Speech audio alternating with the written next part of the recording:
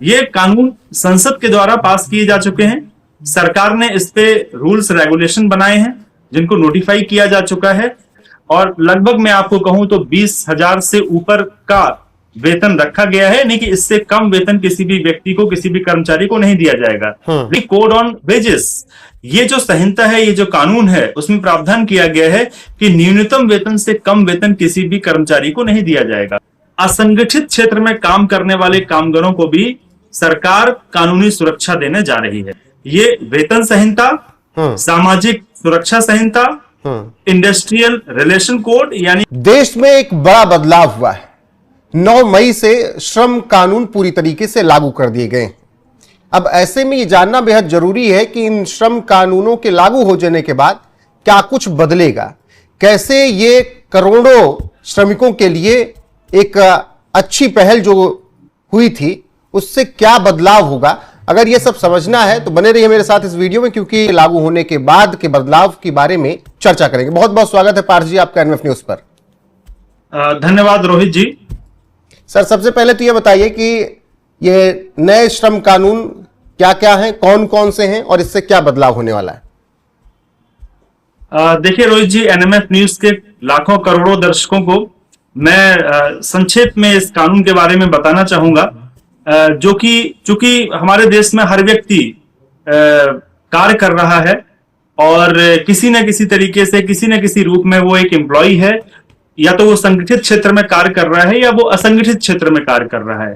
तो ये जो 4 नए श्रम कानून सरकार लेके आई है, ये हर उस व्यक्ति को प्रभावित करेगा और हम कह सकते हैं लाभान्वित करेगा जो एम्प्लॉय है, जो कार्यरत है, जो कामगार है।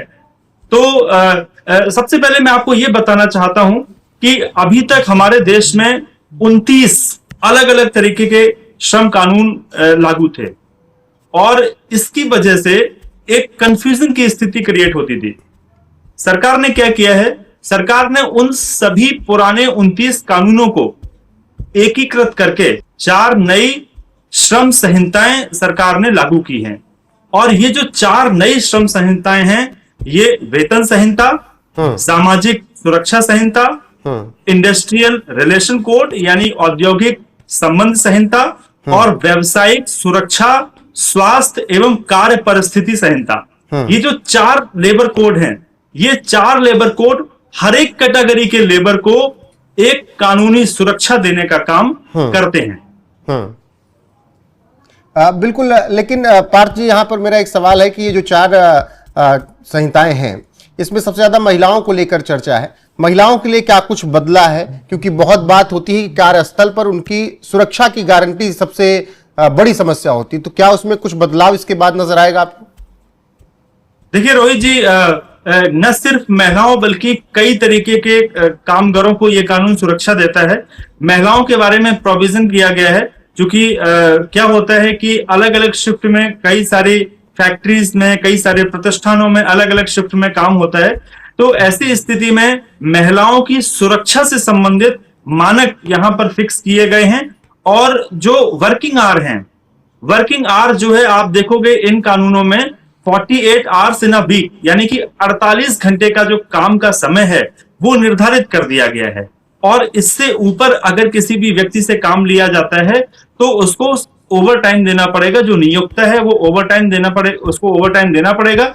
ऐसा प्रोविजन इन कानूनों में सरकार ने डाला है।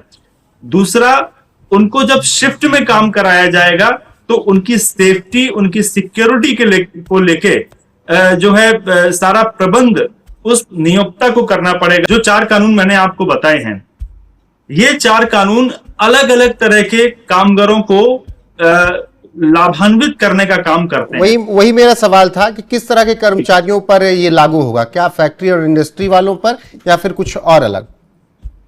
देखिए, जनरली ये माना जाता था कि, और पहले के कानूनों में ऐसा था भी, कि अगर आप संगठित क्षेत्र में काम कर रहे हैं, कोई बड़ी कंपनी में काम कर रहा है, कोई फैक्ट्री में काम कर रहा है, इंडस्ट्री में काम कर रहा है, या संगठित क्षेत्र के किसी संस्थान में काम कर रहा है, तो जो पुराने लेबर लॉस थे वो उनपे एप्लीकेबल होते थे।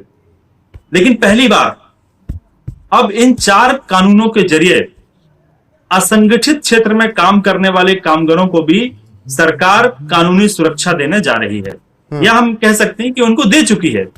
ये कानून संसद के द्वारा पास किए जा चुके हैं। सरकार ने इस पे रूल्स रेगुलेशन बनाए हैं जिनको नोटिफाई किया जा चुका है।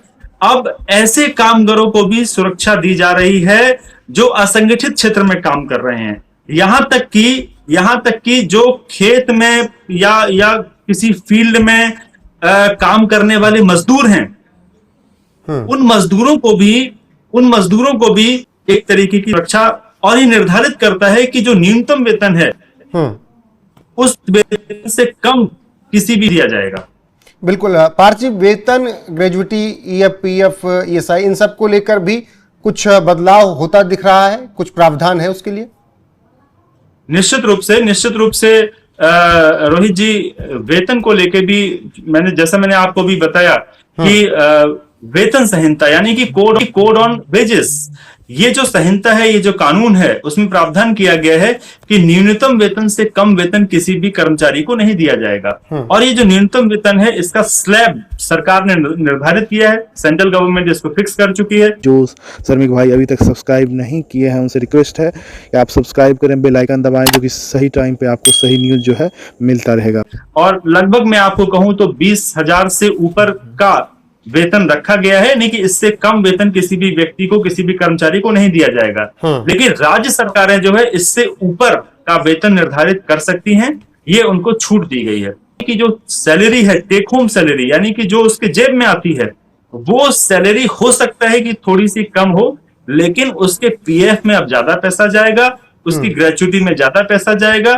तो ये इसलिए किया गया है ताकि एक कर्मचारी को जो है उसकी आर्थिक स्थिति को और मजबूत किया जा सके और उसको एक सामाजिक सुरक्षा प्रदान की जा सके। एक और महत्वपूर्ण बदलाव है, वो मैं आपको बताना चाहूंगा। अभी तक ग्रेचुइटी के रूप में क्या नियम था कि आपको किसी संस्थान में 5 साल काम करना पड़ेगा, उसके बाद ही आप ग्रेचुइटी के हकदार हो पाएंगे। लेकिन जो नए कानून है उसमें परिवर्तन किया गया है और ये नियम किया गया है कि अब 1 साल काम करने के बाद भी आप ग्रेचुइटी पाने के हकदार हो जाएंगे, जो कि बहुत बड़ा कदम है। बिल्कुल एक बड़ा फैसला है ये। और ऐसे में लीव को लेकर भी पहले पार्थ जी, जो 240 दिन था वो 180 दिन क्यों किया गया? क्या इसमें भी समस्याएं थी? क्या कारण रहे ये प्रावधान लाने के लिए? देखिए, लीव को लेके भी जो है ये नियम बनाए गए हैं, परिवर्तन किया गया है। पहले आप किसी संस्थान में काम करते हैं तो लंबे समय तक, यानी कि लगभग 1 साल तक आप उस संस्थान में काम करेंगे, उसके बाद ही आप लीव पाने के हकदार हो पाते थे। बट ये मानना है कि कोई भी कर्मचारी, उसको स्वायत्तता दी जाए कि अगर वो किसी शॉर्ट टाइम के लिए किसी कंपनी में काम करता है और उसके बाद स्विच करके दूसरी जगह जाना चाहता है, तो ऐसी स्थिति में क्या होता था कि वो लीव का इंटाइटल नहीं हो पाता था। अब ये टाइम पीरियड कम कर दिया गया है। अब 180 दिन यानी कि 6 महीने तक अगर आप किसी प्रतिष्ठान में काम करते हैं तो आप जो भी अर्न्ड लीव्स होती हैं या जो तरह तरह की छुट्टियां जो प्रदान की जाती हैं, उनको पाने के हकदार हो जाएंगे। और ऐसा जो नियम बनाया गया है वो कर्मचारियों के हित के लिए बनाया गया है। बिल्कुल, बहुत शुक्रिया आपका पार्थ जी, इतना विस्तार से इन नए नियमों को, प्रावधानों को समझाने के लिए। मुझे लगता है कि उन कर्मचारियों ये पूरी बातें समझ में आ गई होंगी। तो आप लोग भी इस वीडियो को देखकर अपने हक की आवाज जरूर उठा सकते हैं जो नए प्रावधान आए हैं उसके तहत।